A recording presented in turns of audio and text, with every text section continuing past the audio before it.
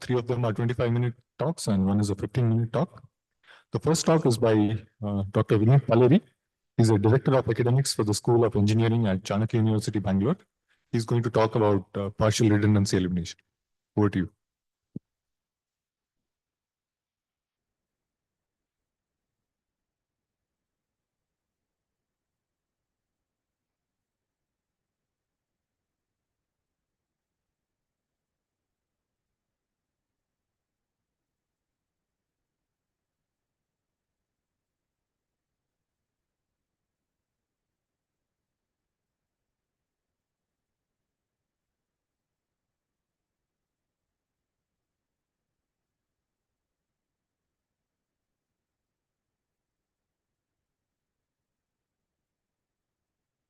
Check. Yeah. Yeah. Just put it Yeah, that's right. so sorry. Yeah, no. Thank you. Thank you, sir. This is This on. is on. Yeah. Check. Just Check. please make sure further electronic devices get that bracket. Oh. Let me keep it aside then, right? It's always better.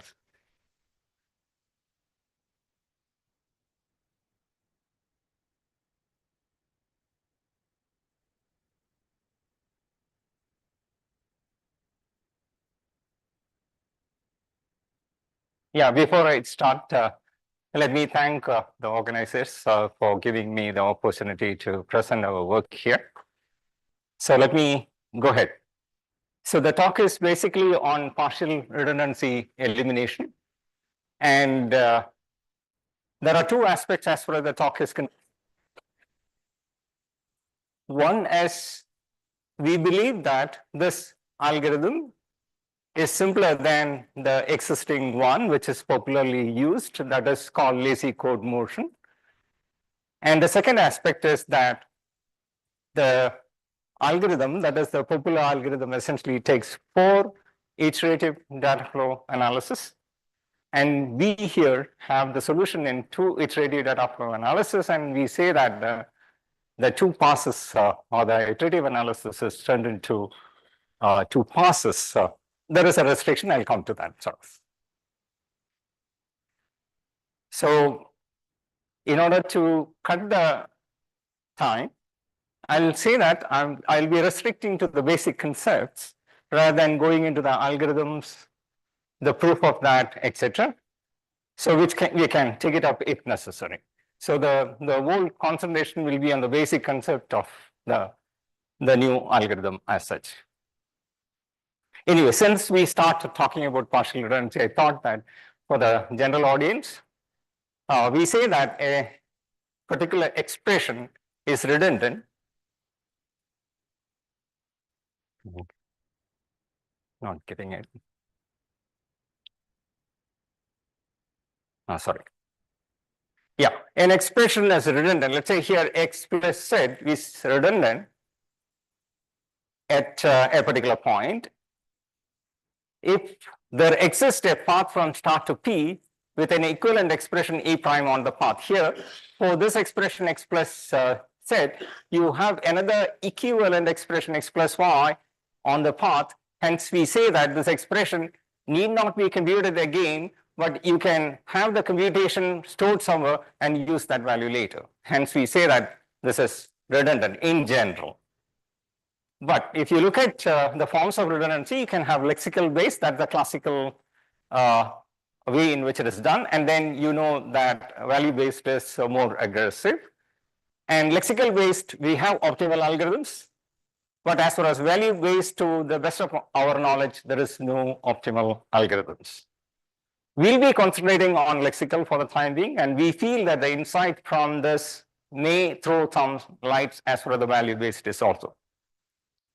Now, if you look at the state of art optimal algorithms, optimal in the sense that once we do this analysis or the transformation, there is no more partial redundancy elimination you can do. That's what exactly we mean by optimal. State of art optimal algorithms require a minimum of 3 data flow analysis, classical iterative analysis, you can say. And the state of art algorithms are the well-known lazy code motion, which you can find in the compiler book, that is Aholam, Sethi, Ullman. And that is a popular one even in all the implementations, you can see that. And later, we have this PRE3, which is done in 3 analysis rather than the 4. That came out as a result in 2023. I forgot to tell that this work is basically together with Reshma Roy and Srikala, who are PhD scholars at NIT Calicut, where I was working earlier.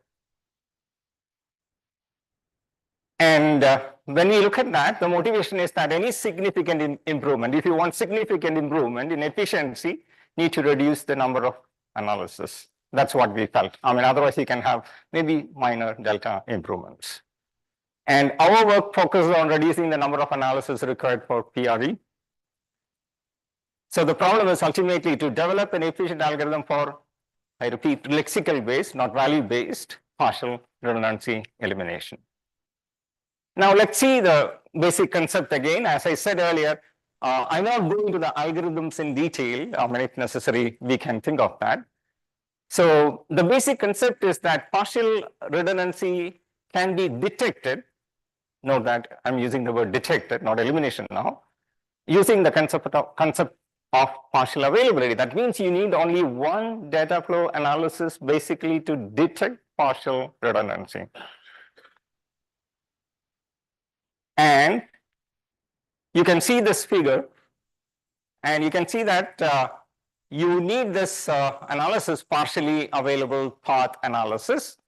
And the arrow here in purple essentially shows the partially available path.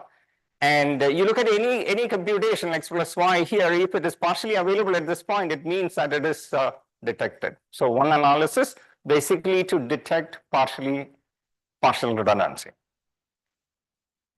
Now, when you come to elimination, that's not sufficient. We need one more analysis basically to finally do the transformation, all the information required for that. And that means that we have 2 analyses, partially available path and partially anticipated path. Partially available path is forward, partially anticipated path analysis is a backward analysis. With these 2, you can do elimination. Now, what we do is that after these 2 analysis, we connect all the adjacent points which are partially available and partially anticipated. And the path formed, we call it as a redundancy path. As far as this algorithm is concerned, the concept of redundancy path is crucial. The earlier algorithm, that is lazy code motion, has a completely different approach. It essentially moves the expression, I mean, as far as possible correctly, and then pushes it back for liveness reduction sort of. But here it is a completely different approach. So here you can see that. So the 2 analysis, one forward, that is essentially the partially available path, and the backward is basically partially anticipable path. And the points where both are true, that is in red color, is basically the redundancy path. So this redundancy path plays a crucial role intuitively also as far as the transformation, and we'll say the proof also is made simple by this concept sort of. How exactly the transformation is done? Partial redundancy elimination is done by, finally you can say, insertion and replacement of computations in such a manner that ultimately we get the transformation. So more concretely, we said it is insertion and replacements. You can see that once you have the path, you have the points of insertion clear from the path itself, and they are at the starting point of the redundancy path. You can see that there is a redundancy path, means that at the starting point of the path you have an expression, and end of the path also there is an expression. So the basic idea is you insert a computation at the top of the path, and all other computation you replace by the copy of the temporary variable. That's basically the idea. So the points of insertions are at the starting point of the redundancy path, but when you have branches, there is one more issue. That is when you have branches and there is an edge joining there, at that point also you'll have to insert. So the other insertion point is on the edges and the junction nodes of these paths. On the path, whatever edges join, on the edge we insert another computation.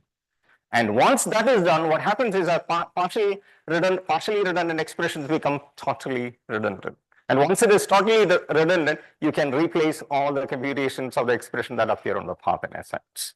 That's the basic idea. And you can see that once we have that redundancy path, the transformation is essentially like this. Top of the insertion is the top of the path, marked as insert. So insert essentially means you use a temporary variable and compute the value into the temporary variable, and wherever on the redundancy path you have the expression, replace it by the temporary variable. So insert is at this point at the top of the path, and also on the edge falling or coming onto the path, that is here. So those are the places of insertion, and all the computations on the path, that is this one and this one, they are ultimately replaced by the temporary variable now. That's a basic concept as far as I'll say the basic idea of transformation, which is completely different from the lazy code motion algorithm, which is the popular one. And we feel that this basic idea is simple, and even the proof is very simple when we look at this way. But the whole problem is not over. There is a safety issue here. If you take this problem, our example here, you can see that we have this example, and then we have the redundancy path, and we have the transformation as using the concept we explained. You can see that there is an insertion here on the edge, which is a problem in the sense that, so this is a computation which appears on a path and which was not earlier. So that means that when you insert or introduce a new computation on a path which was not there, there is a safety issue. So because of this, safe transformation does not do this. So you'll have to avoid that. So in order to avoid that, we need two more analysis. So what we, yeah.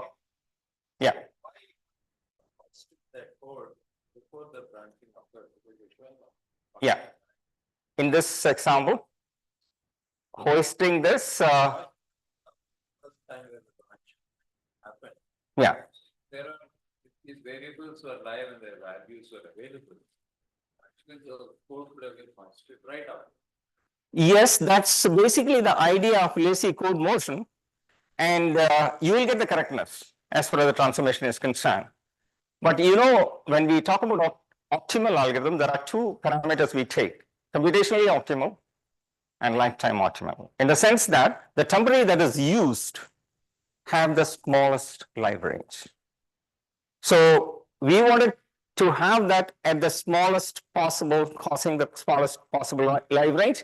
You can see that from this figure, this is the best position. There is the second one, the second assignment, H equals X plus Y. On the right. It would have been saved if you had hoisted the code earlier. You cannot. This that's not possible, basically, because if you have noticed, we say this is optimal. So what exactly we mean by computationally optimal is that you cannot have any other transformation which will make the number of computations on any path better than this.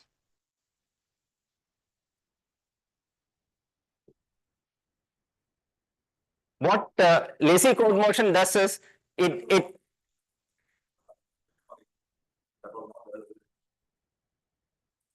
what lazy code motion does is that they hoist to the safe position without bothering about the life range, and then they push it back to get that lifetime optimality. This is the approach lazy code motion takes. And it's difficult to basically look at that and have the proof, etc. we felt. But this path, redundancy path, makes it very simple according to us. So there is a problem as far as safety is concerned, and maybe sorry.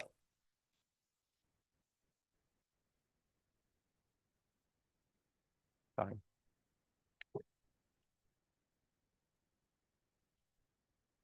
Sorry, it's going back.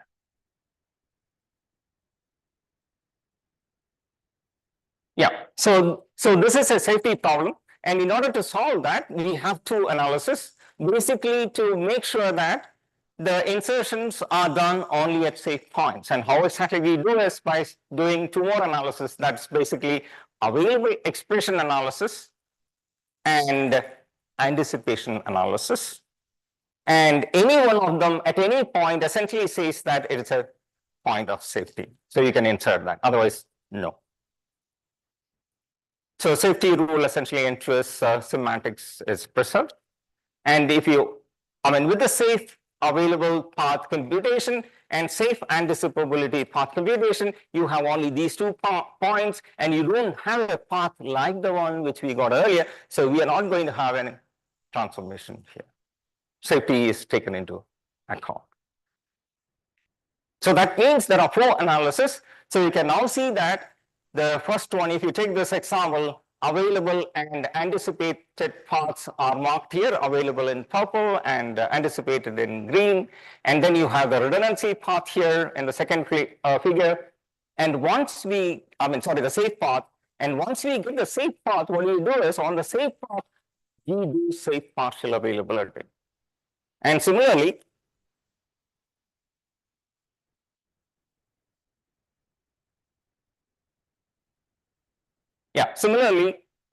we do using the safe path.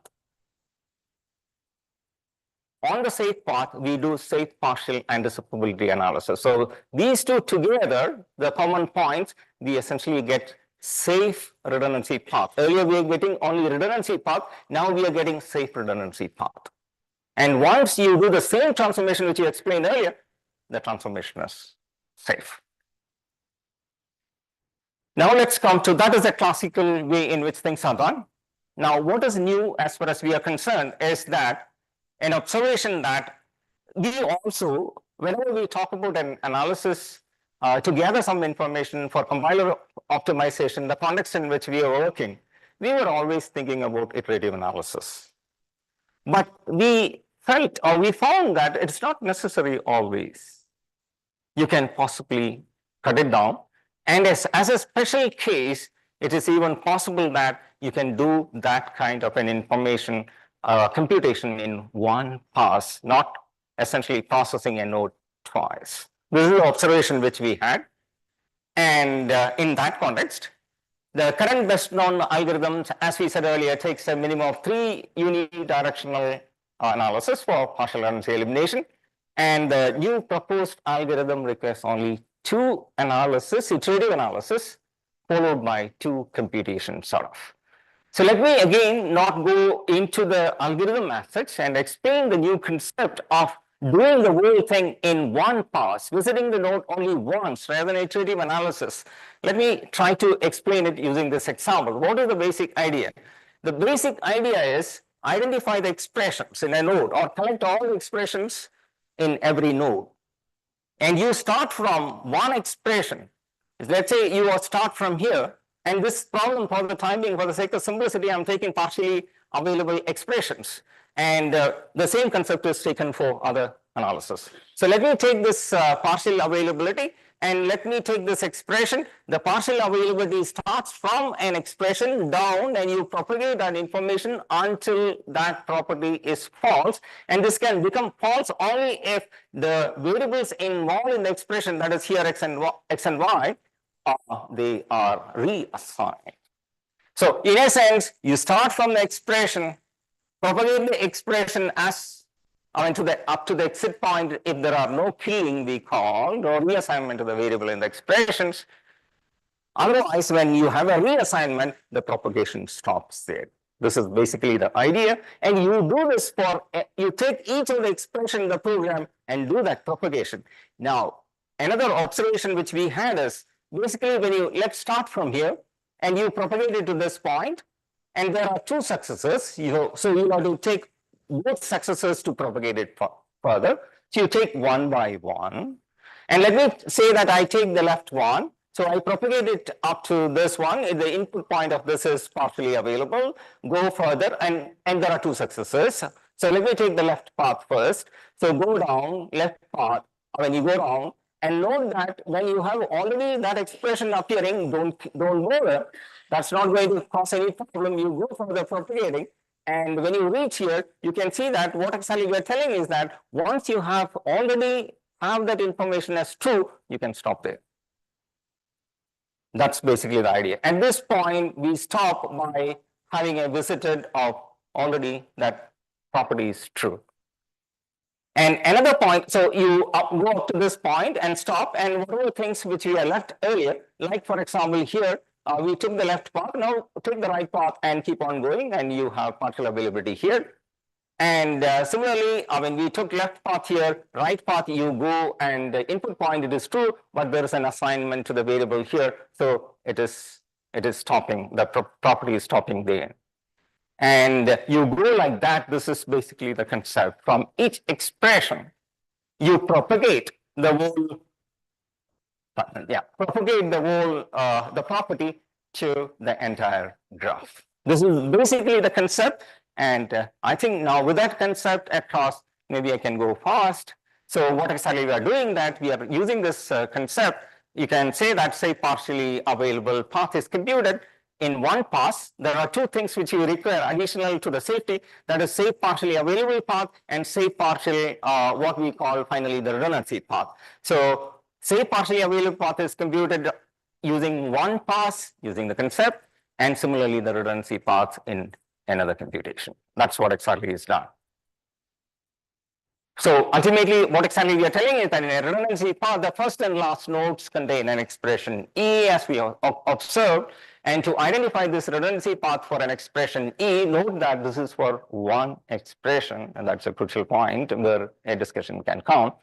To identify this redundancy path for an expression E, we need to visit the nodes in the CFG in a systematic fashion, as we explained using that example. And the proposed algorithm consists of two phases, you can say ultimately, that a data flow analysis phase and a computation phase.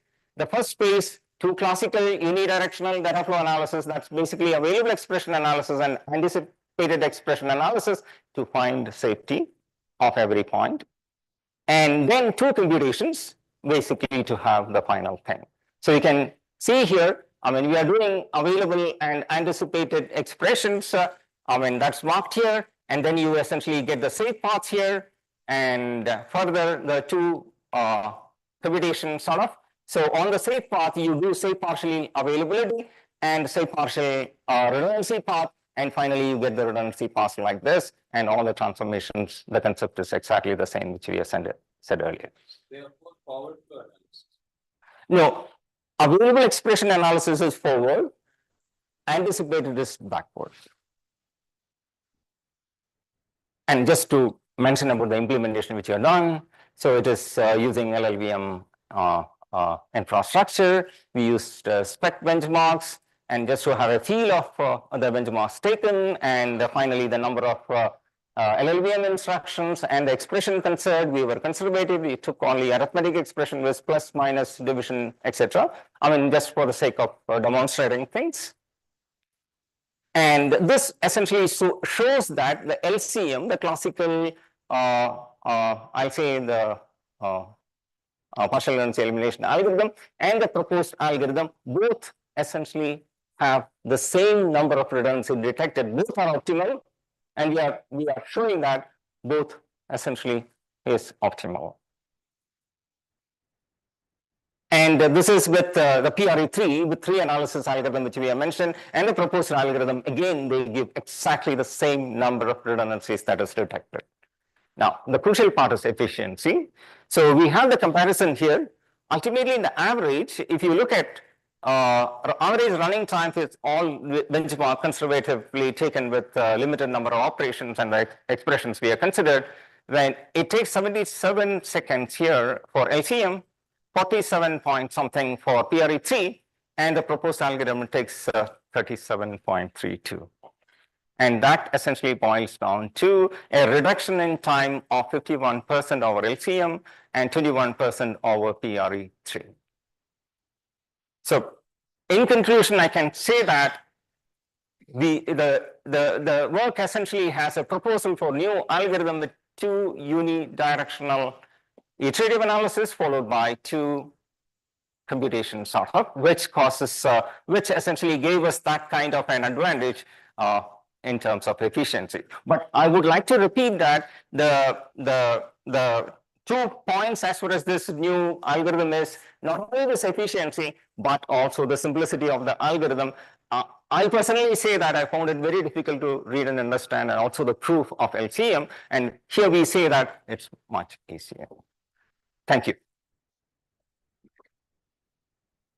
Let's thank the speaker. I think in the interest of time, we'll take questions in the break. Thank you.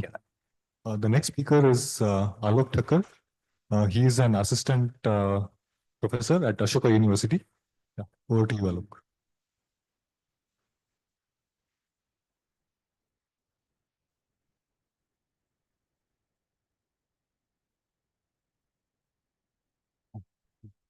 Oh, sorry, sir. Thank you. Yeah. One sec. I'll give you the mic. This is already in the on position. Okay.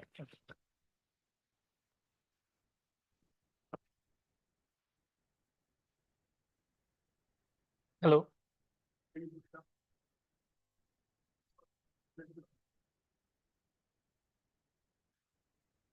Yeah, I think everyone can hear me. Great.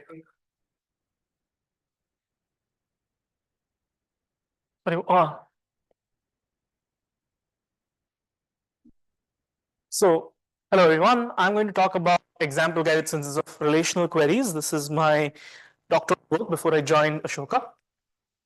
Our lab is offering many positions, but clearly you cannot read that, so we'll talk about that later in the break. The title is a mouthful, so let's break it down piece by piece. I'll start with relational queries. Relational queries are declarative logic programs, and most of you would have seen them in one or the many flavors that offered. SQL is very common one. Data log is what I usually use, but there are many other ways of many other languages which would qualify as relational queries. For many, it is also just relational algebra. We're going to work with this notation. Anyone here who's not familiar with relational algebra? Okay. We'll talk in the break, but I'll just proceed.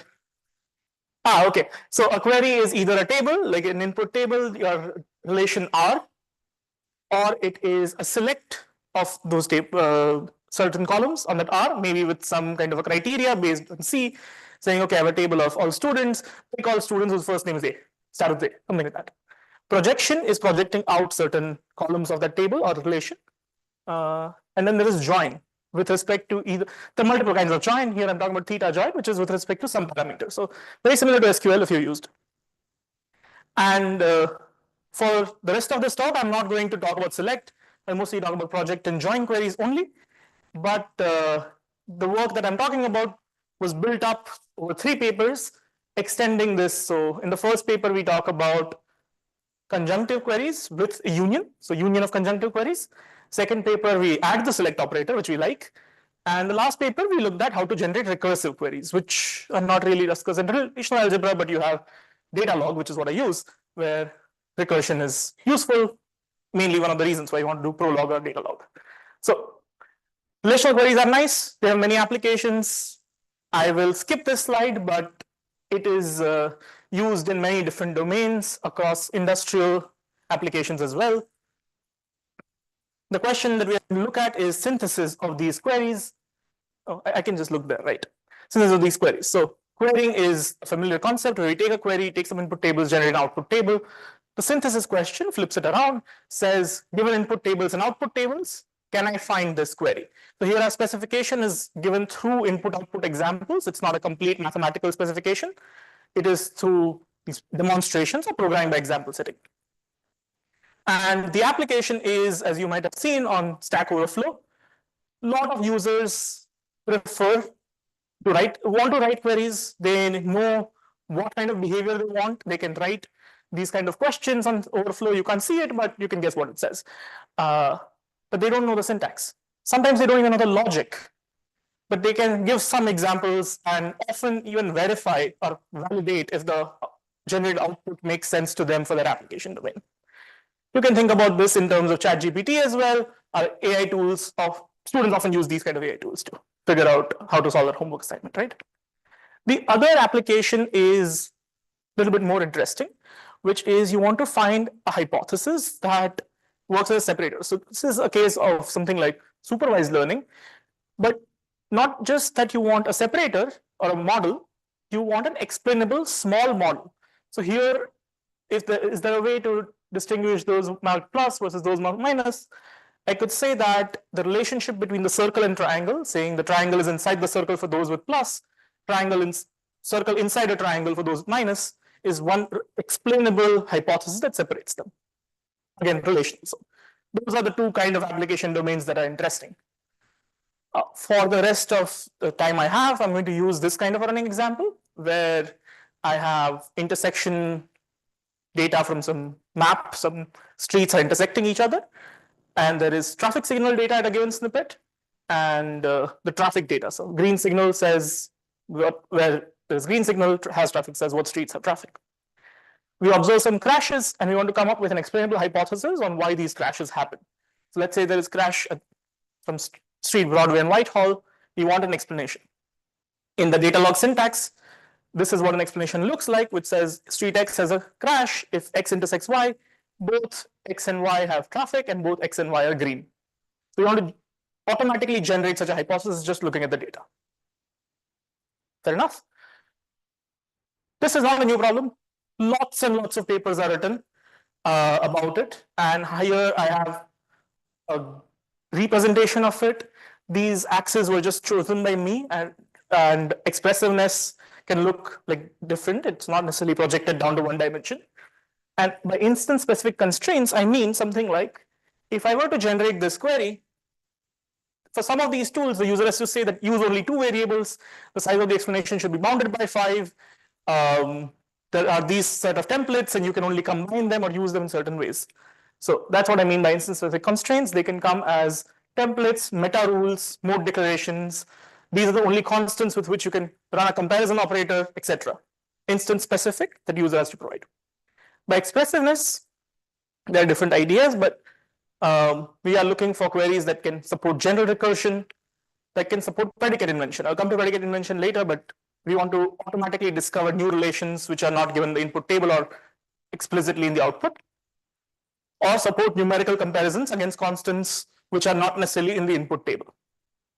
So very few of these tools support all of them at the same time. None of them are complete in the sense that if there is no query that is consistent with input-output data, they don't necessarily return false. Often it is that the user did not provide enough constraints or these meta rules or mode declarations. Often they just time out and don't tell you that there is no solution. What I am interested in exploring is this lower triangle, which says we want highly expressive queries which require minimal to no instance specific constraints. So the user should be able to do push button synthesis from examples with all these properties that we just discussed, recursion, selection, etc. The way in which we started with looking at this problem is we looked at the complexity of this problem. So if I want to find whether there is a query or not that can capture the behavior of these input-output examples, one way to approach it, which we proved, was that the domain is constant free project join queries only for the first part of this talk. Consider a conjunction of all the facts in my universe, everything that is given in the input. If everything in the input can imply the conclusion, only then there exists a query. So this is in some sense the most, so I'm saying consider all of these facts in data log syntax. If all of these facts can give me the conclusion, only then there is such a query, which is kind of an obvious idea. But our syntax doesn't support it, so we look at the abstraction of all of these facts, or rather replace each constant by a variable and say that consider all of these variable replacements. If all of them can express the corresponding conclusion with the labeled variable, then there exists an explanation, which is precisely the one that we constructed. So in some sense, this is the most specific query of the nature that we are looking for. It's a highly overfitting example, but if this is not consistent, then nothing is. What is happening in the previous one? Sorry. Oh, some fake slide. Okay, so we end up showing that the most specific constant free project join query is consistent if and only if there exists such a query. This problem, checking this is co-NP complete, and that was the start of it. So we now have a complete algorithm to check whether this is synthesizable or not. And that's a good first step. This was the first complete relational query. I give that query to this end user who's asking me on Stack Exchange, how do I solve these problems? It's a very, very overfitting complex query, which is only true for that one particular domain, doesn't generalize. Instead, they're looking for a small subset of this, which is an explainable hypothesis. I just realized that I made a mistake. It should be intersects X, Y in the first line, which is to say exactly what we had. X and Y intersect, both X and Y have green signal, both X and Y have traffic. So once we establish that there exists a query, can we now find a good query that actually the user wants, a small enough explanation? The rest of the talk is dedicated to some heuristic methods that we do, enumerative techniques, to solve this problem specifically. So that's where the example guided idea comes in. Of course, it's programming by example, so it's going to be guided by examples. But specifically, what I mean by guidance is that examples cannot be replaced by an evaluation oracle that just does a verification job, consistency check.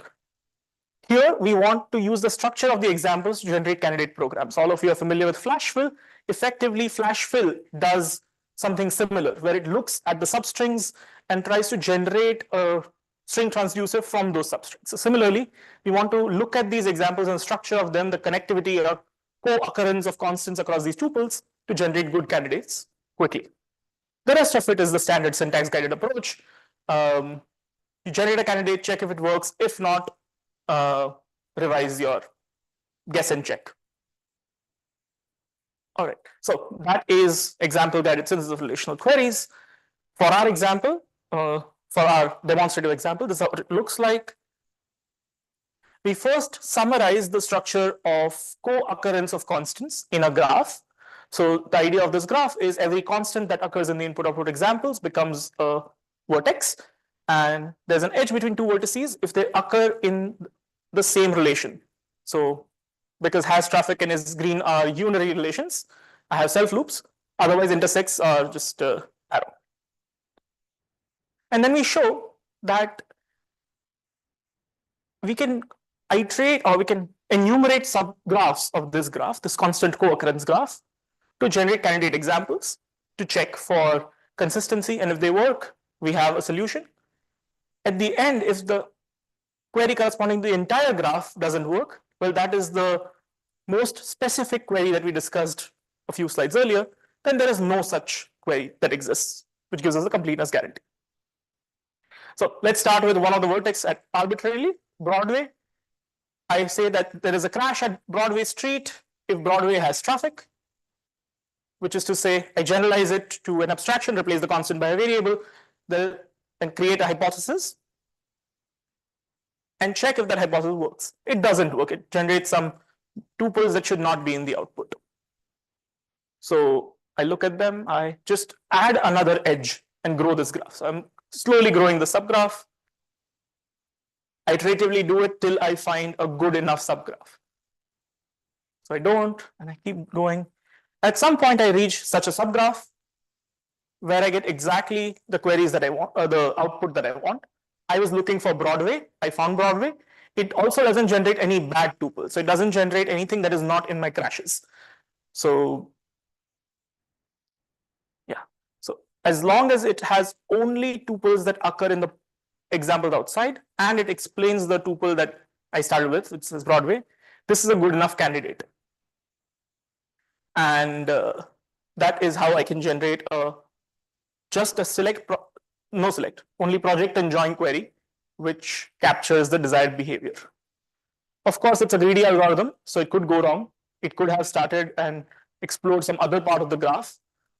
In our implementation, we balance out the size of the graphs and maintain a priority queue to explore multiple paths at the same time and prune the search. So there's just some length-based heuristics to make sure that we get something that we want. Possibly there can be overfitting. It cannot be guaranteed that we always find the smallest graph.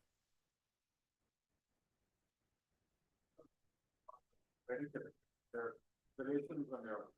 Yes, yes. So my input is 3 tables. This intersect relation, which can be extracted into a binary thing. So it's a Broadway intersects Whitehall. So I draw arrow between Broadway and Whitehall here, and so on.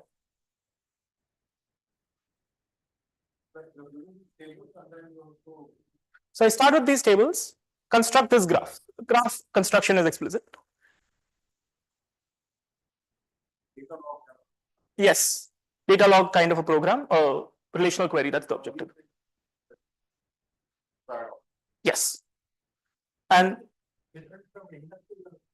oh, it is a kind of inductive logic programming. However, in most inductive logic programming, the term they use is mode declarations, which gives you some kind of constraints on the syntactic constraints on the output. So you say something like use only 3 variables. You can use at most 5 relations in your explanation, and so on and so forth.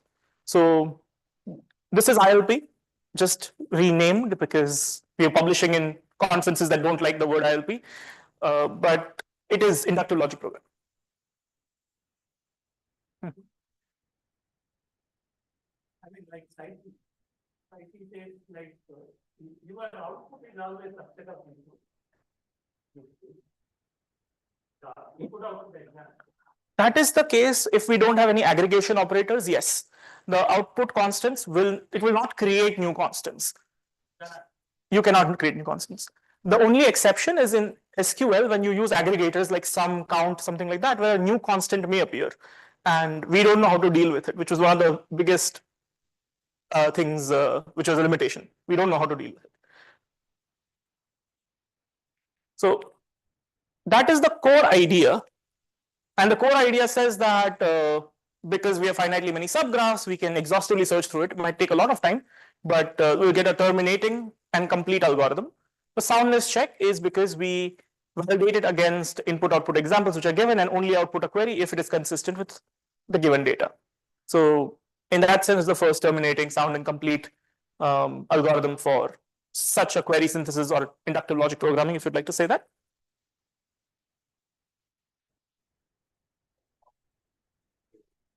We are only doing joint project for now. In the next thing, which is extension, I'll talk about comparison predicates, which I'll select. That's the blue one, which I'll talk at the last.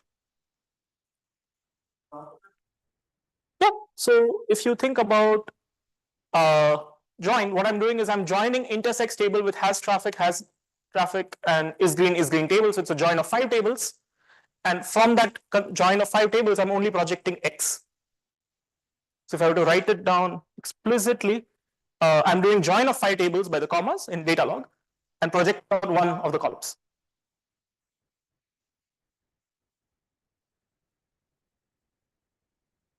So of course, this is very limited syntax, so we have to grow it. This is not good enough for real world applications. The first one was to grow it through union. Now to support union of conjunctive queries, how much time do I have, Dinesh?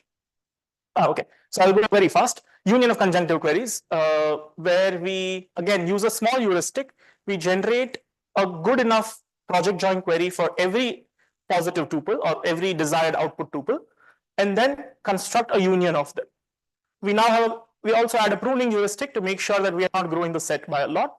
And this very simple idea and implementation gives us such a graph. EGS is our technique, example guided synthesis.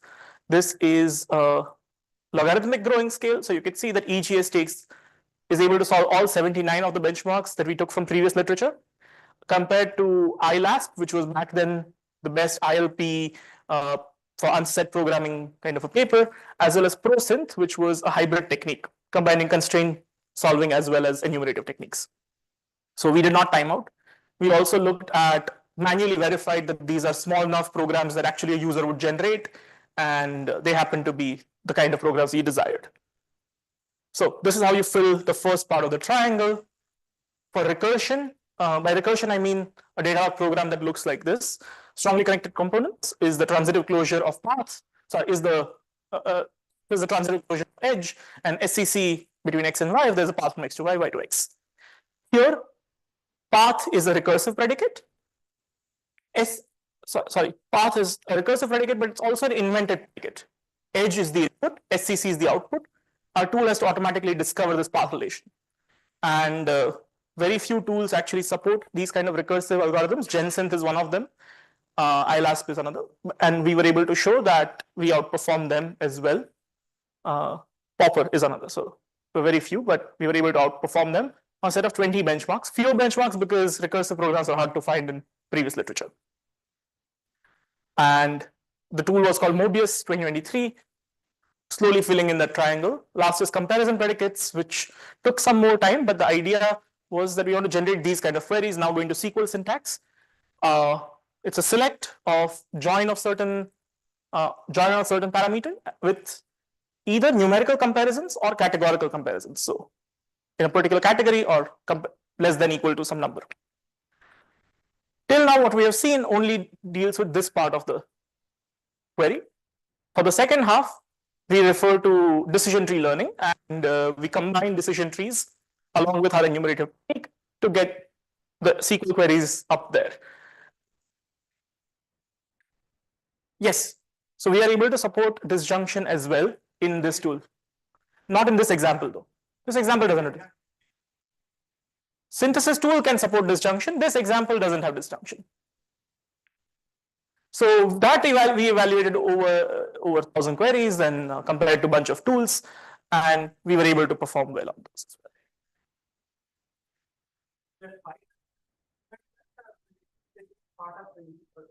So 500 is what the decision tree discovers, and the way in which we implemented, we do with ID3 basically, and it looks through all course IDs and finds a cutoff point. It found this 500 constant here.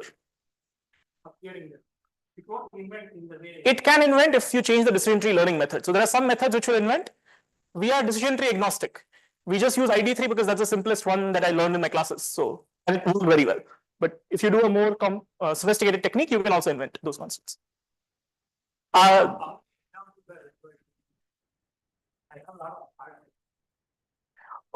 many examples are required to this predicate? So we had very small examples. Scalability is one of the challenges, but I'm going to twist it around and say that we are preparing it for users who give smaller examples. So our example set was about anywhere from 5 to 15 at most in terms of tuples, not very high. Some of them were high among, but mostly 5 to 15 is the range. And we checked it, we validated across different baselines, across over 1,000 benchmarks. And we were able to show that both in terms of the size of the query, how much their accuracy and generalization, as well as runtime, we were able to outperform them.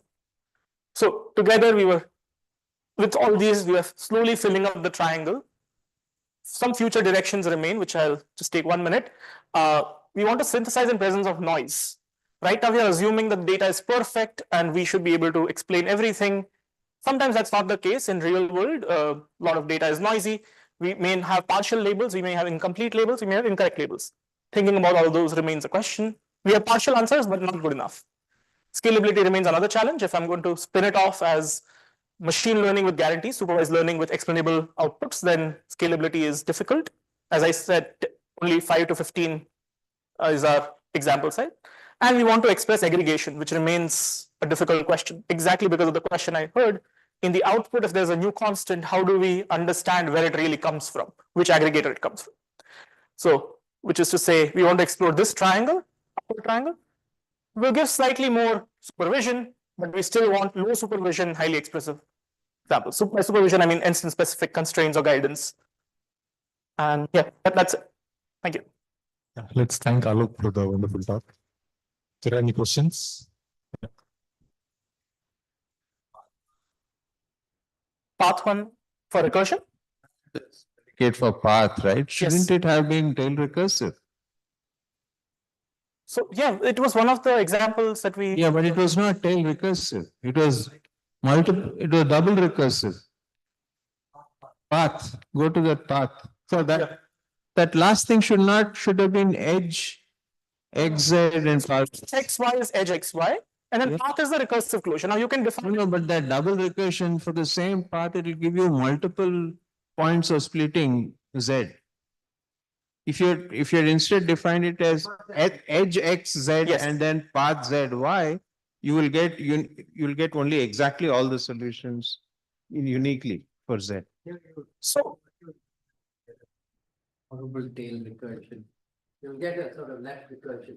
Yeah, there's a left recursion problem here. yes, You're doubly recursive, so for the same path, the same physical path, you will get multiple occurrences of that. correct. So what we did is we worked with set semantics instead of bag semantics for the queries, No, which but your computation is wasteful, that's what I'm trying to say. so the thing is, these were the kind of queries that were generated. You are right that they are not necessarily good queries or computationally good queries, and those were not the constraints that we were able to express, saying, I want a good query. This is what the kind of output we get, which happens to be correct with respect to the set semantics. They are not computationally efficient, which was one of the other limitations of all of these techniques, including ours. Yeah, but thank you for catching that. No. So Those are being generated. these are being generated by our tool, and the method, I can go in that detail. Is there transformation required in order to convert this into a tail recursive predicate? Non-tail. Tail. Just tail recursion. Yeah, tail recursion, not this way. Fair. Yeah, I agree that just one more processing step that can be added. That's actually a pretty trivial one. In fact, for any rewriting system, it's possible to convert all such kinds of recursions to recursions. Using some kind of equations, but then that involves continuation. There's no step. No, but in logic, These kinds of things, it's very easy. Yep. So once we have such a query, we can do post processing with some rewrites. Yes, I acknowledge that. Stop this. Solid like liberty. That's the representing,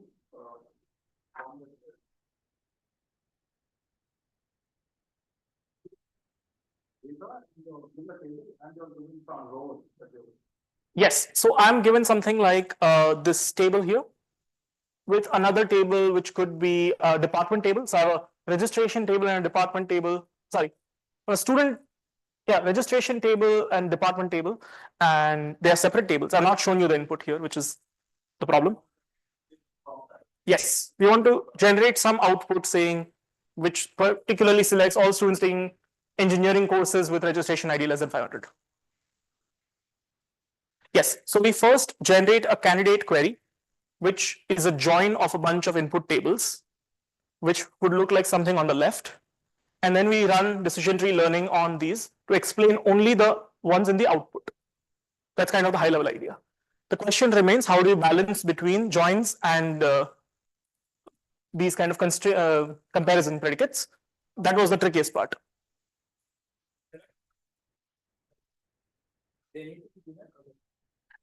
No, so we assume that anything with a number type is a comparison predicate, others are categorical comparisons. So you can do equal to with anything in non-number, with numbers you can do equal to and less than. Both ID and two that's columns on which you want to. So that's the decision tree heuristic where it looks at splitting across multiple choices and takes the one which minimizes the entropy. That's where the decision tree learning comes into picture, where it tries out a bunch of things and picks the one which minimizes the entropy. It happens to pick course ID and school. Okay, I think in the interest of time, we'll take rest of the questions offline. Thanks, Alok.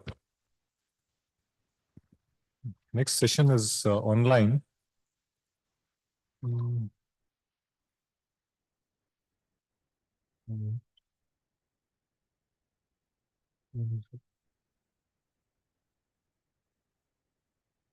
Sorry, cancel. Yeah.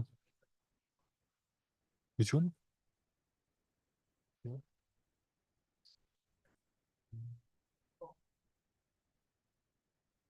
Okay, Prince Matthew is supposed to. Has it stopped sharing?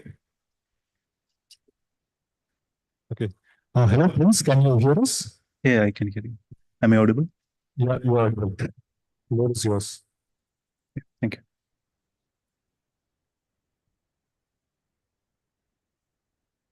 If you can run a video, that would be great.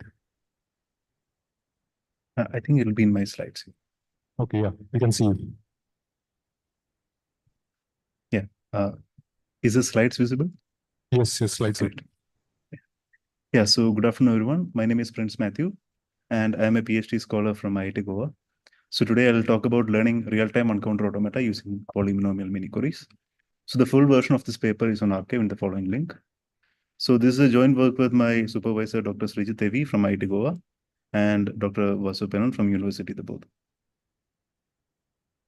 So before we go into learning, we'll first look at what a deterministic real-time uncounter automata, or DROCA in short, is. So this is a finite state machine that have access to a counter. So the finite state machine can increment or decrement the counter on reading an input alphabet. We can also choose to do nothing on the counter. So yeah, this finite state machine basically can test whether the counter is 0 or not. So this essentially means that it has two sets of transition function, one for counter value 0 and other for positive counter value. So the transitions of this finite state machines are deterministic, and the model is called real time because we don't have any epsilon transitions in it. So yeah, so let's look at an example of a deterministic real-time uncounter automata to understand it better. So this is a DROCA that recognizes the language A raised to n, B raised to n, A. Okay, so you have 4 state Q0, Q1, Q2, Q3. So this transition here from Q0 to Q1, so this is a transition on a B. It can be taken if the counter value is positive and it decrements the counter by 1. So that is what this transition means. Similarly, the transition here from Q1 to Q2. So this transition can be taken on an A if the counter value is 0 and it increments the counter by 1. So now you can see from Q0 on the initial set of A's, you increment your counter and you stay in Q0. So on the first B, you decrement your counter and you go to Q1. And on the successive B's, you stay in Q1 by decrementing the counter. And on the last A, if your counter value is 0, you go from Q1 to Q2 and accept the word. So the Q3 is essentially a trap state where all the other transitions go to Q3. Now, let's say if you have AA, BBA in your input tape, so initially your counter value is 0, what happens? On reading the first day, you increment the counter, you stay in Q0. On the second day, you increment the counter, you stay in Q0. On the first B, you go from Q0 to Q1 and decrement the counter by 1. So now your counter has become 1. On the second B, again, you decrement the counter, you stay in Q1. Now, on the last day, now your counter value has become 0. So on the last day, you can take this transition from Q1 to Q2, and then you accept this word. So this word AABBA is accepted by this automaton. So I hope you understood what a deterministic real-time uncounter automata is. Now we will first look at the equivalence of deterministic real-time uncounter automata. So the equivalence of DROCA is known to be in NL by a result by Bohm and Guller. So there is a polynomial time algorithm for checking the equivalence of two DROCAs. But however, this algorithm, the polynomial is of like very high order and cannot be used in practice. So we propose a faster algorithm for checking equivalence of counter-synchronous DROCAs. Now, what are counter-synchronous DROCAs? Two DROCAs are said to be counter-synchronous if they reach the same counter value on all words. Now, so the first theorem that we have says that given two DROCAs of size n, there is an n raised to 5 time algorithm to check whether they are counter-synchronous. And if they are counter-synchronous, again, we have an order of n raised to 5 time algorithm to check their equivalence. We also have a faster equivalence check for the class of visibly OCAs, which runs in approximately order of n cube time for checking the equivalence of two VOCs. This improves the currently known bound for equivalence checking of VOCs also. Now, coming to learning DROCs. So there are existing algorithms for learning DROCs. However, they all need exponential time and need exponential many queries to learn the DROCA. So what we have is the following result. We say that learning DROCA can be done using polynomially many queries with the help of a SAT solver. So we have implemented our learning algorithm in Python and we combined it with the existing technique. And our evaluation showed that it outperforms the existing techniques. So the main idea that we use is to find a minimal separating DFA from a given set of positive and negative samples. So for those who are not familiar with it, so what is a minimal separating DFA problem? You have two sets, pose and neg. What you want to construct a DFA with the minimal number of states is that all words in pose are accepted by this DFA A, and all words in the set neg are rejected by this DFA A. So for instance, let's say if your pose has the following strings, X, A, Y, B, Z, and nec has the following strings. Now your minimal separating DFA is the following. So this is the DFA with the minimal number of states that accepts everything in pos. It rejects everything in nec. So you don't care about the words that are not in these sets. Okay. So this is the minimal separating DFA problem, and this problem is NP complete and was proven by Gold. Now, okay. So now what is our learning framework? In our learning framework, we have three kinds. So this is an active learning framework. You have a learner and a teacher. The learner can ask the teacher some queries, and the teacher will give the reply. So based on this, the learner is trying to construct the model. So in our learning framework, we have three kinds of queries. We have membership queries, we have counter value queries, and we have minimal equivalence queries. So what is a membership query? The learner will give the teacher a word and ask whether that word is accepted or not. The teacher will return yes if the word is accepted and no if it is not. And then the second one is a counter value query. So in the counter value query, the learner will give the teacher a word W and ask what is the counter value reached on that word W. The teacher will return the corresponding counter value. The minimal equivalence query, the learner will give the teacher a DROCA and ask whether it's equivalent to the DROCA the teacher has in mind. The teacher will either reply yes if they are equivalent or no, and the smallest counter example if they are not equivalent. So the counter example can be of two types. Either the membership of the word that the teacher returns is different from the membership in the automata that you gave, or it can be the case that the counter value reached on both the machines are different. Okay, so we have these three kinds of queries, and using these, we show that DROCA can be used using polynomial mini queries. Now, the main idea is the following. So this is the DROCA that we saw before that recognizes the language A raised to N, B raised to N, A. Okay. So we have something called as a characteristic DFA. So the figure shown here is the characteristic DFA corresponding to this DROCA. So you have exactly the same number of states, and the transitions also look the same, but the labeling is slightly different. So how do you get a characteristic DFA from a DROCA? So here you have a transition from Q0 to Q1 on a B when your counter value is positive. So then in your characteristic DFA, you'll have a transition from Q0 to Q1 on a B1. Right? Similarly, from Q1 to Q2, you have a transition on A when your counter value is 0. So you'll have a transition from Q1 to Q2 on an A0. So you do this relabeling for all the transitions, and what you get is essentially a DFA. So if your input alphabet is AB, then the alphabet of this DFA is A0, A1, B0, B1, right? So this DFA you call as a characteristic DFA. Now you can observe that from a DROCA, you can get a characteristic DFA, right? You just have to look at the transitions and then you'll get a characteristic DFA. But going the other way back is kind of difficult because in the characteristic DFA, you do not have this information regarding what happens to the counter on a transition. So that information is lost here. But provided you have access to this counter actions, you can construct a DROCA back from a characteristic DFA. So the main idea is to learn a characteristic DFA first and then convert it into a DROCA. So so let's say if your input alphabet is AB star, then the alphabet of the characteristic DFA is A0, A1, B0, B1. So let's say you have a word ABA. So what happens to the word ABA when converted to the modified alphabet? So an ABA will be converted to A0, B1, A0. Why? Because before reading the first A, your counter value is 0. So the first A will become an A0. After reading the first A, your counter value is 1. So the first B, this B will become a B1. After reading the string AB, your counter value is again 0. So the last A will become A0. So any word, so by querying the teacher using a membership and counter value query, you get this information about this word and then you convert into the modified alphabet. So based on whether that word is accepted or rejected, you create the sets pos and nec and find the minimal separating DFA. So that is roughly the idea. So we implemented our learning algorithm and these are the experimental results. So we compared our results with the existing method by Brewer et al. So we'll represent it as BPS, and our method, we call it min-OCA. So we generated random DROCAs from number of states ranging from 0 to 50 and alphabet size ranging from 2 to 5. So we generated 100 DROCAs for each. And you can see this graph, which shows the number of successfully learned languages in under 5 minutes. So the red line denotes the number of samples that DROCA could, min-OCA could learn in under 5 minutes.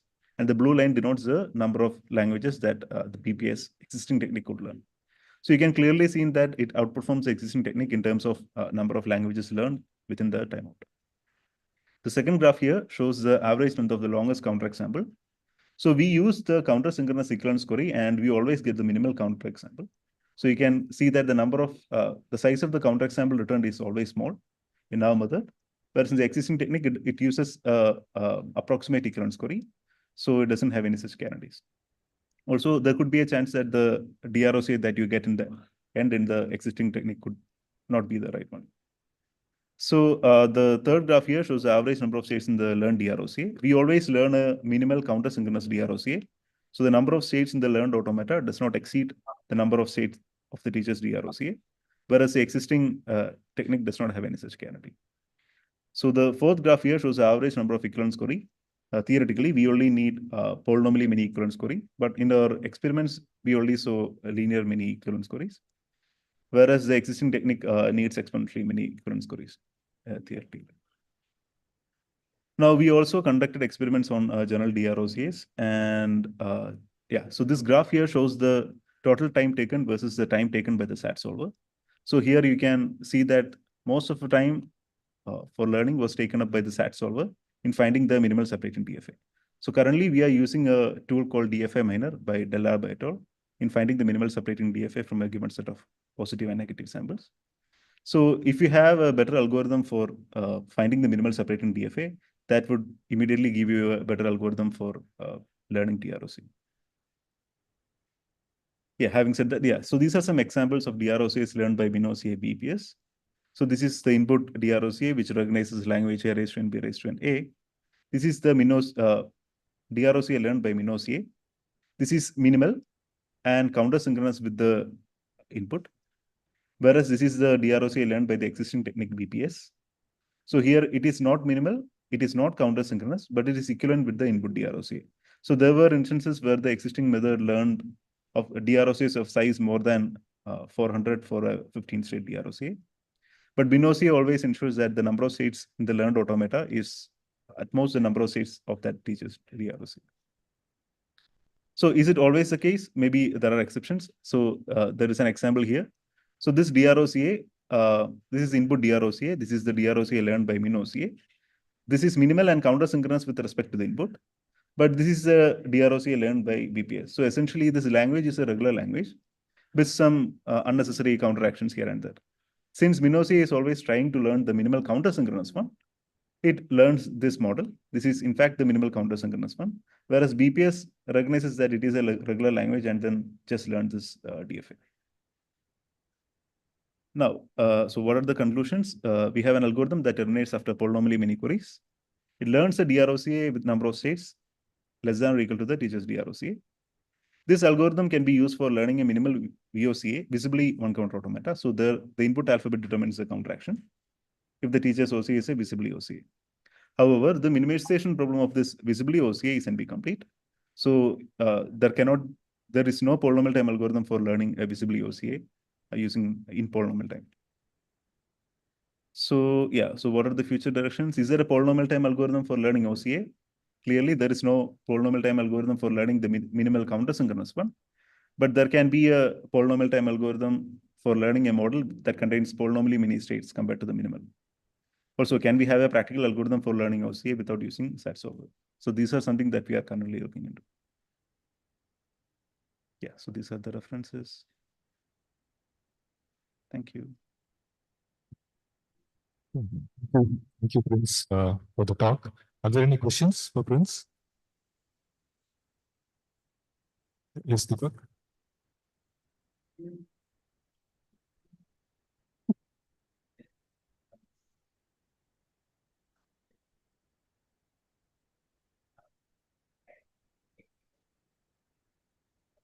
Yeah, Prince, can you hear me? Yeah, I can hear you. Deepak here. Yeah, nice talk. Hi, sir. Thank you. So, do you have a notion of a minimal, what is it, OCA? There is no notion of minimal OCA, but there is a notion of minimal counter synchronous OCA. For visibly OCA, there is, but not for general DROCA, not that I know of. Is the property of an OCA, or is it for across two OCAs? What is the counter synchronous property? So basically the counter value reached on all words should be same Okay, for one OCA. for one OCA. So yeah, it is in comparison. So for visibly, it is clear because the input alphabet itself determines the counter value. So you could say that there is a minimal, but for generally for DROCs, there is no notion of minimal. But if you define the counter values reached on all words, then yes, there is a minimal DROC recognized in that language, having that specific, that has like the exactly specific counter values on all words. So this is a subclass of, how does it compare with visibly pushed on? Visibly pushed down. Yeah. Are you talking about counter synchronous one? Uh, Counter synchronous one counter automata. So there are languages that are recognized by counter synchronous one counter automata. It really doesn't have much relation. So you can have, so basically this is in comparison with respect to one automata, right? So you can have, it is not like a class of languages. So this is a property of two DROCs. which one? The counter synchronous. Yeah, counter synchronous. Okay. Now, how does this class of, this class that you're looking at, how does it compare with VPAs? So in VPA, the input alphabet itself determines the counter action, right?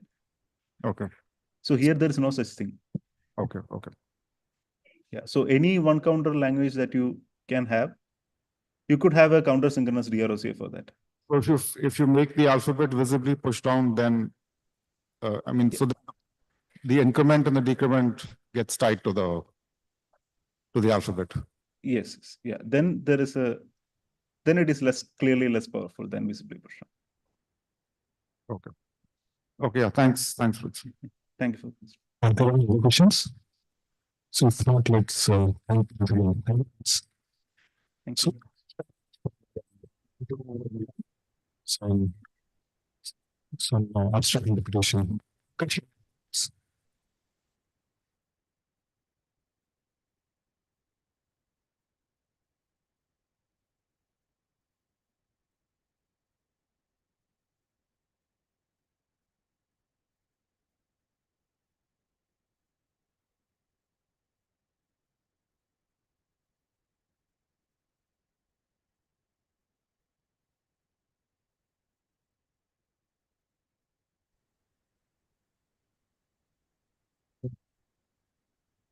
Hello?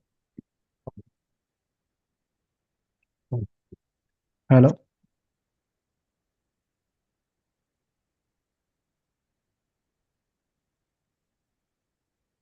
Oh, yeah. Pankaj here. Am I audible?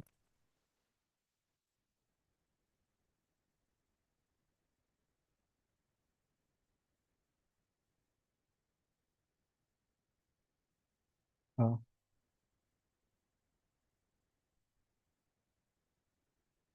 uh,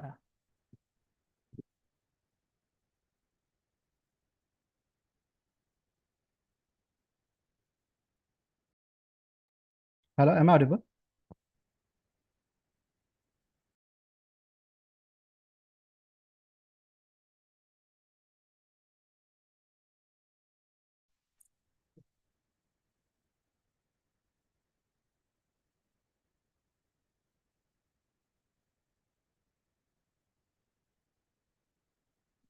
Uh, Hello, am I audible?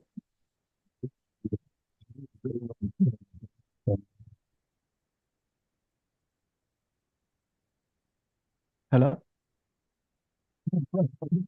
Utilize. Uh, am I audible or no?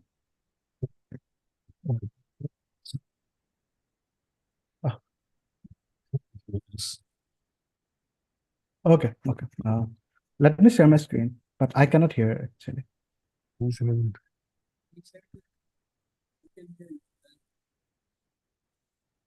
No, here it says we are muted. Oh, I unmuted. Okay.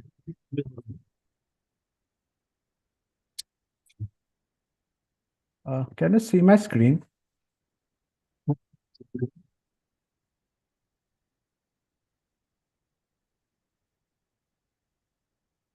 Is my screen visible?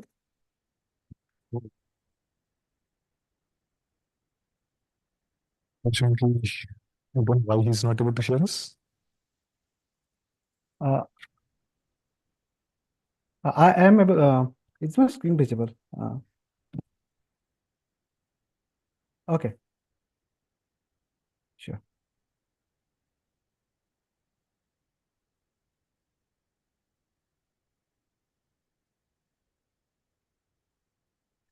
Okay. Hello. Hi.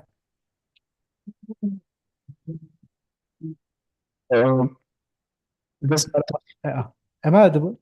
I think I'm audible.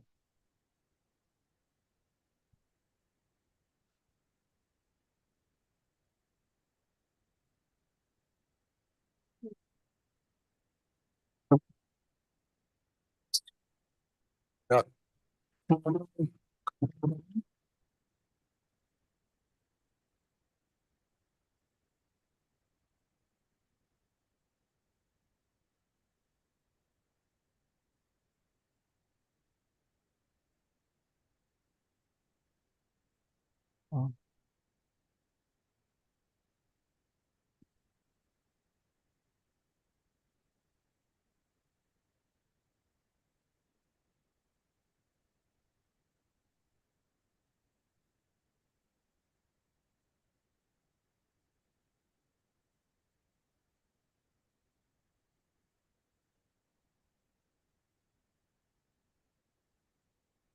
Okay. I think my screen is visible. So I'll start it.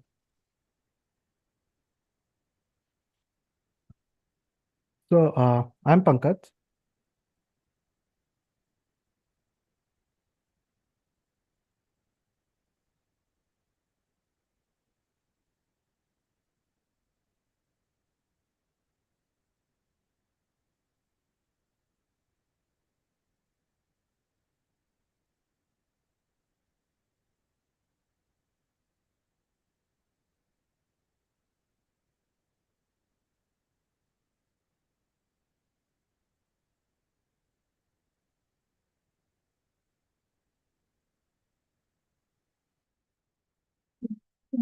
Yet.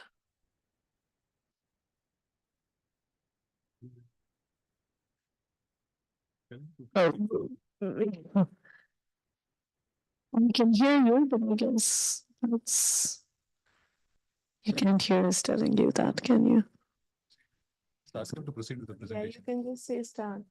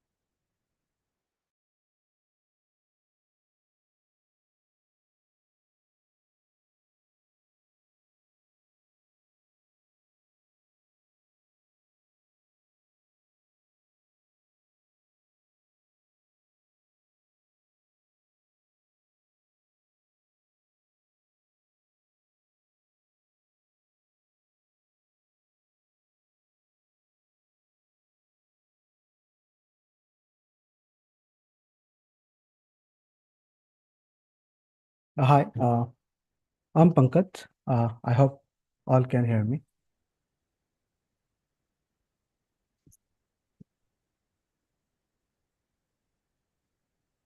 Yes. Hi, can you hear us now? Yes. I can hear you. Can you hear? You can hear me, right? You can see your screen. If there's any chance you can hide the Zoom floating panel. I cannot see the. This is okay, thank you. Okay.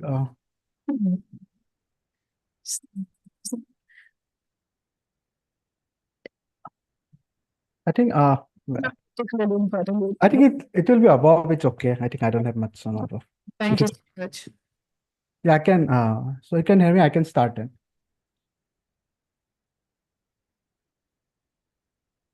Hello everyone. I'm Pankaj.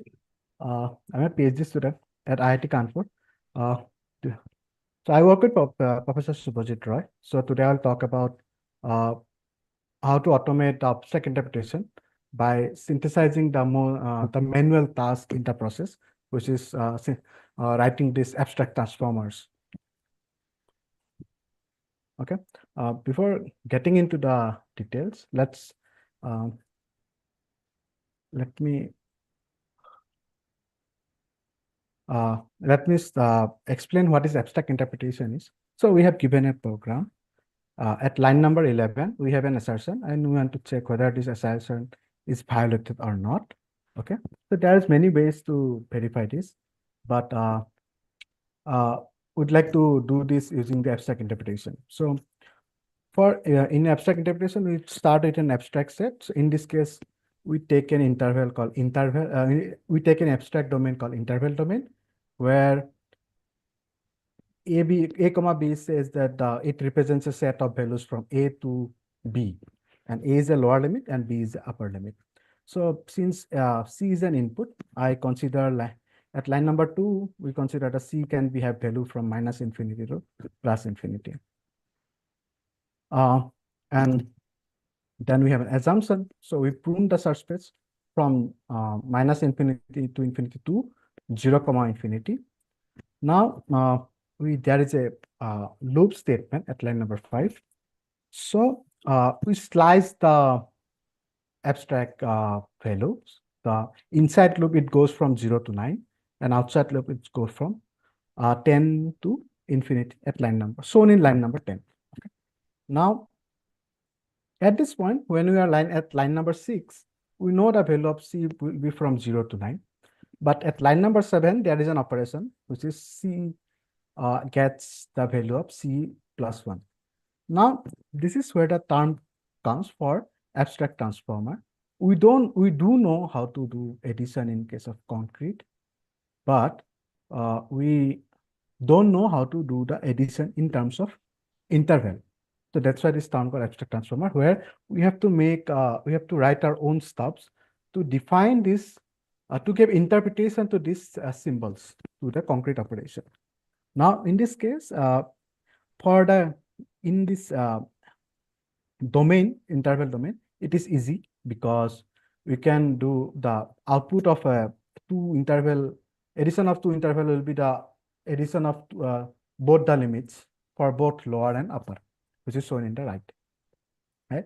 And the main task here in abstract interpretation is that we have to make a transformer for every concrete operation present in your program, which you are trying to verify. Now we do that. Now we get the value, C gets the value 1, 10. Okay. Then the loop again iterates. So because of the condition which has C is between C is less than 10, we get a join of C values then we get the value C 0, 9, and we reach a fixed point, and we get out of the loop, and we found that the final value after the loop, the C value is between from 0 to 10 to infinity, which verifies the assertion. So there won't be any assertion failure. So using abstract interpretation, we can verify programs, but there is some manual intervention to write these abstract transformers. Now, so in abstract interpretation talks about two domains, concrete and abstract domain.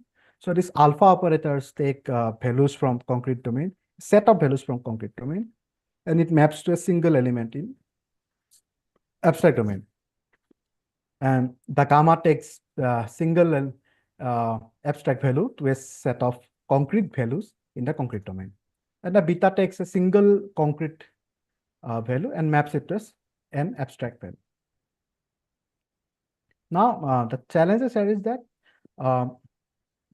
for each operation in concrete domain, we have to make a respective abstract transformer for that operation in the abstract domain. And they are pretty tricky, even for the simple concrete domain, the simple concrete operation, and for the simple abstract domain also. And while if you write it manually, it can be error prone. Now in this talk, we'll talk about the works we have done. First, we'll talk about synthesizing abstract transformers, which we have published in Uppsala 2022. Then, this talks about a synthesizing abstract transformer for a given domain. And we have extended the same work to synthesize transformers for reduced product domain, which is recently published in SAS 24. So let's try to get how we do synthesis for given transformers. So the problem statement is can you automatically synthesize this abstract transformer for any operation? Formally, given the concrete semantics of a concrete transformer or the concrete function, and the description of abstract domain and its relation to the concrete domain in a domain-specific language L. Since it's a program synthesis approach, so our algorithm is totally based on the domain-specific language L, and it should be provided by the user. So our job is to find a best abstract transformer for the given function f for abstract domain A in the given language. So we built a tool called Amut, and that solves the given problem. Now motivation, consider a normal easy math function which is absolute, and an easy abstract domain which is interval domain, which you have already seen. And we have taken this context-free grammar shows the language which we can allow to use to synthesize these transformers for match operation in the interval domain. And it is interesting to see that. So the operation, this shows the left part and this shows the right part of an interval. So they are not very easy to get. That can be error prone also, because we need to handle cases which when the left part is in the negative and the right part in the positive. And we have to be precise, right? Which is and so these two are like the solution which we have synthesized by the tool, by our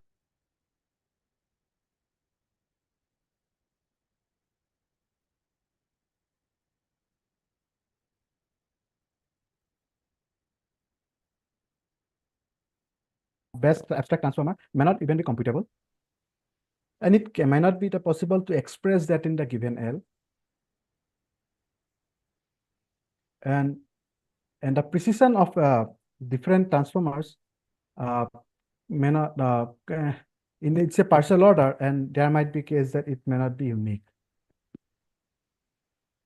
So in Amut, we try to synthesize transformer which are not very which can be non-trivial also. And we have found multiple bugs in the transformers written manually in the abstract interpretation engines, which are being used by different research groups.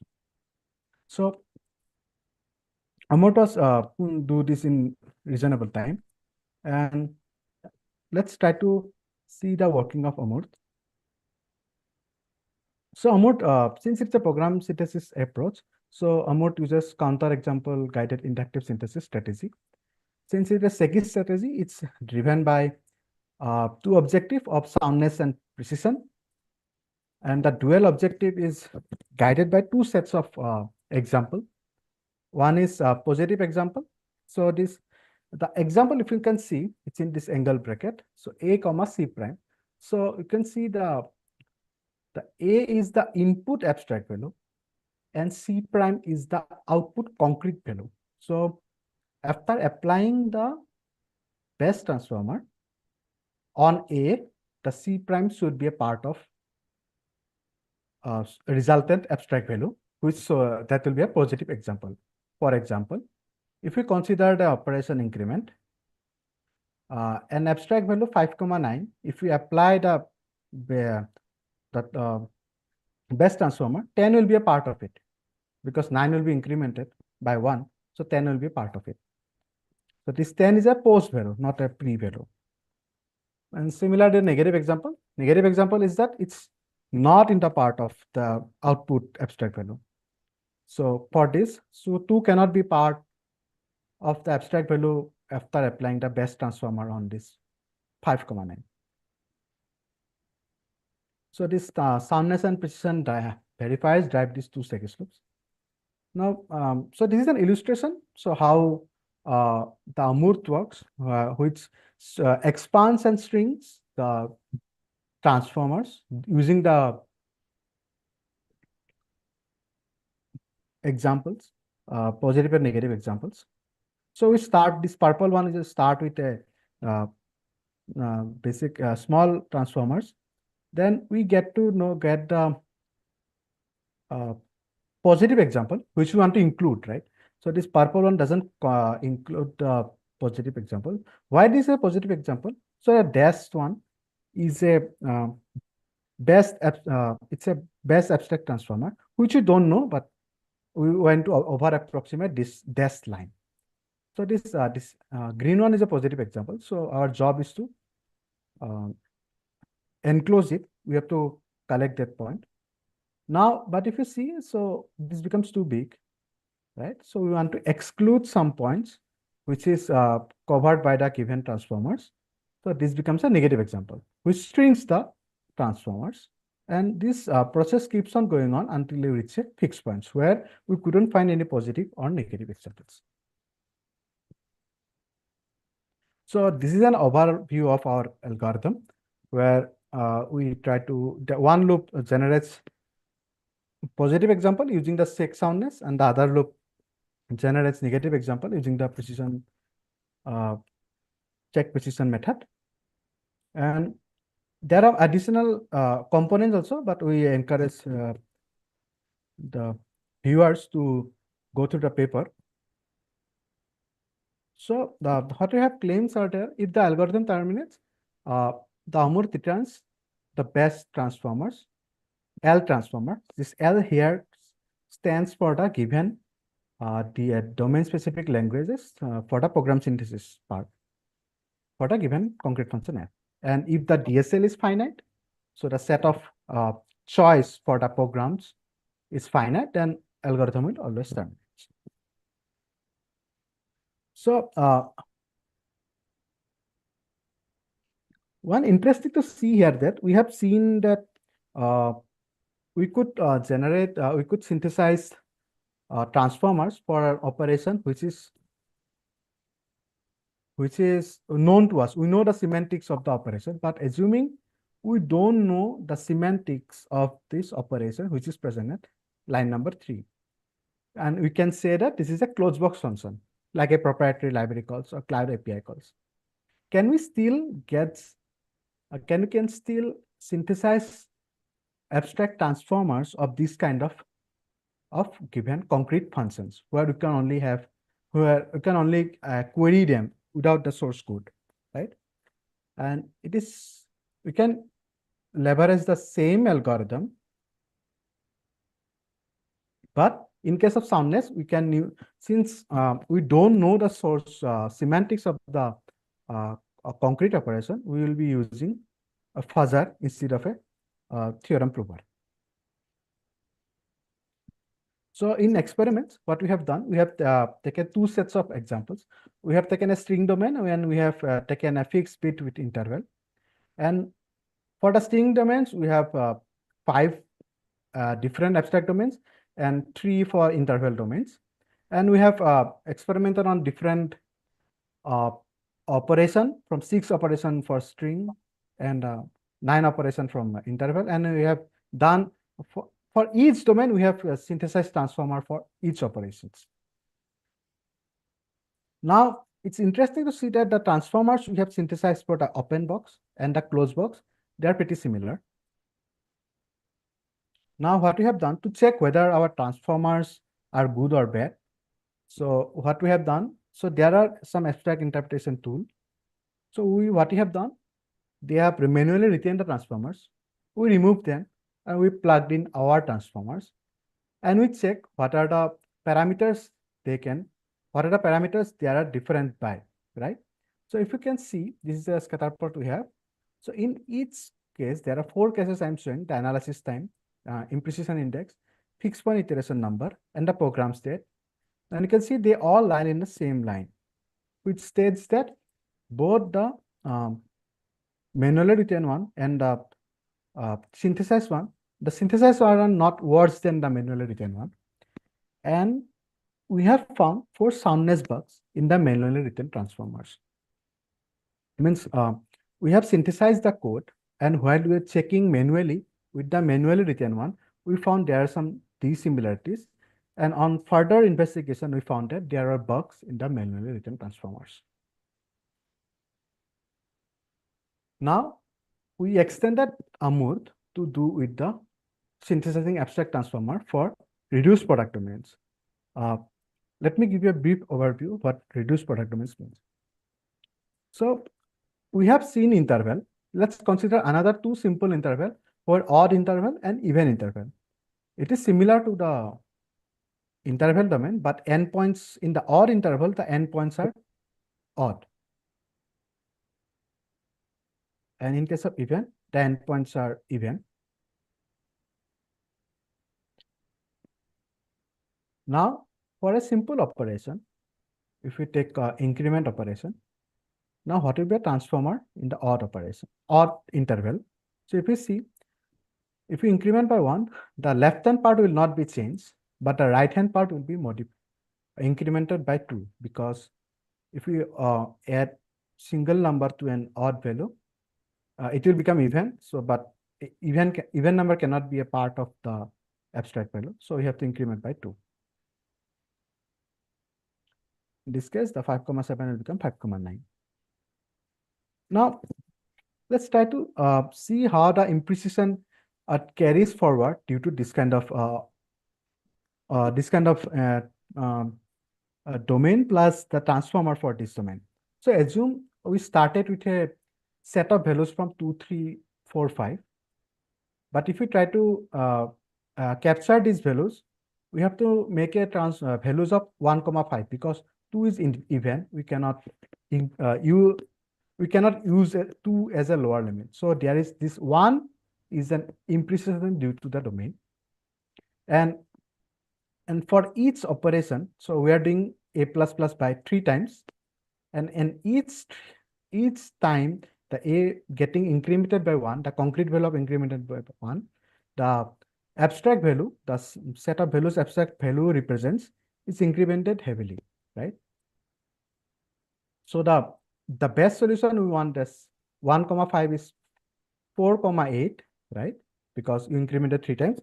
But overall, we have gotten imprecision of so many, the size of the values in the A3 is too much. There are lots of garbage in it. This is an imprecise value. But can we do better? So what we have done, we have introduced another interval domain, which is even interval. Now we take a product of it, right? What do you mean by product of it? We take 2 interval and we take the intersection of their sets, right? With each domain represents a set of values, and we take the intersection. That's the final value. That's a direct product here. Now in this case, I can represent 2 here, 2 to 5, by taking this, because there is an intersection. But still, we cannot reach the best solution. This is the problem with the direct product. To get more precision, what you can do, we can do something clever. So in this case, what I have done, we have in the above transformer, the odd interval only uses values from odd, and the even interval only uses values from even. But in the below one, the odd interval is using values from the even interval. E stands for the even. And the even interval is taking values from the odd, right? So this is called, so this is the reduced domain, reduced transformer, where in the direct product, the transformer only takes its corresponding value. But in case of reduced product, the transformers can look into the values of other domain also. Now in this case, if you see the same example, but the D is referring to the direct product, and this R is referring to the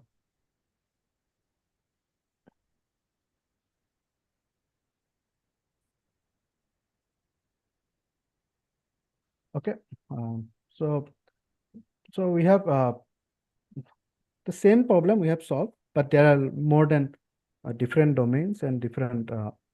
There are more domains than the single Amur. So we have solved the above problem using the extended version of Amur 2. We don't use Amurt because whichever Amurt can take 10 hours for a single domain, single operation, but Amurt 2 can do it in half an hour, right? So this is an overview. So we take a single domain and we try to get a synthesized transformer and move on, and we do it for all the domains by picking one and one, and we do it for until we reach a fixed point. Okay, so we have done a few experiments with it, and only we take 6 operation and 2 product domains, GSI and SAFE, and we are able to find precise transformers. And we would like to conclude that the synthesis of transformer is not easy, and Amurt was capable to synthesize tricky transformers, and even the reduced product transformers, which is synthesized by Amurt 2, is more precise. Okay, thank you. If you have any questions, let me take them.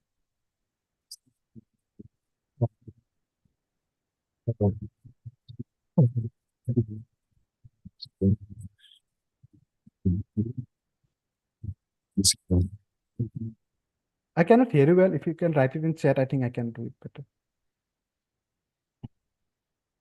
You can disconnect. Okay, sure.